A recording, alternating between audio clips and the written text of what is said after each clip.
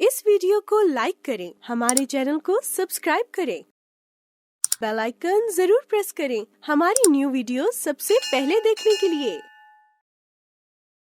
कई साल पहले मेरे क्लिनिक में एक मरीज़ आया। उसका नाम मोहम्मद मुश्ताक था। वो वापडा में मुलाजिम था और उसके दोनों हाथों पर करंट लग गया था। होश में था तो मैंने उसको फ़ौरन इलाज के लिए दाखिल कर लिया और उसका इलाज शुरू हुआ। लेकिन बहुत जल्द पता लग गया कि उसके दोनों बाजू काटने थे। जब मैंने उसको ये सारी सूरत हाल बताई तो मुश्ताक ने कहा कि डॉक्टर साहब, आप बेहतर जानते हैं, जो आप करना चाहते हैं ज़रूर कीजिए। और फिर यही हुआ कि उसका एक हाथ मैंने शाने से काट दिया, यानी उसके पास अब कोई बाजू नहीं था, और दूसरा बाजू उसका मैंने कोहनी के नीचे से काट दिया।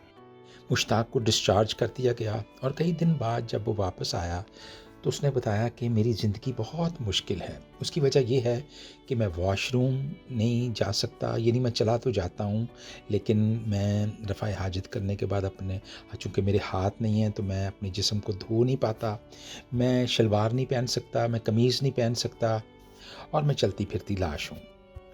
ये मुश्ताक का दुख तो था ही, लेकिन मैं भी इसको महसूस करता था। और फिर क्या हुआ कि एक ऑर्थोपेडिक सर्जन हमारे हॉस्पिटल में आए हुए थे और मैंने उनसे कहा कि बराए मेहरबानी अगर इसके दोनों बाजू लग जाएं तो शायद इसकी ज़िंदगी में एक खूबसूरती आ जाए। तो उन्होंने कहा कि कोई मसला नहीं। उन्होंने उसका नाप लिया और वो अमेरिका चले गए। 3 महीने के बाद उसके दोनों बाजू आ गए। तो फिर क्या हुआ कि उसकी ज़िंदगी में दोबारा से एक नॉर्मलाइजेशन आ गई और उसने अपने सारे काम करने शुरू किए। फिर कई अरसे बाद जब वो मुझे मिला तो उसने कहा कि मुझे एक जॉब भी मिल गई है वापडा में। अब मैं टेलीफोन ऑपरेटर हूँ और मैं इन हाथों से उन तमाम टेलीफोनों को बड़े अच्छे तौर पर सुन लेता हूँ। मेरे अजीज़ों, सबकी ज़िंदगी में कई हादसात आते हैं, कई जिस्मानी होते हैं और कई ज़हनी होते हैं। यकीनन हम में से बहुत से लोगों की ज़िंदगी में ये हादसात एक उनकी ज़िंदगी का रोग बन जाते हैं। वो अपने माजी में फंस के रह जाते हैं, स्टक कर जाते हैं। अब वो अपने हाल को भी और अपने मुस्तकबिल को भी एक नासूर समझते हैं, यानी एक ऐसा फोड़ा समझते हैं जिसमें से स्मेल आती है। लेकिन मुश्ताक की सोच ऐसी नहीं थी।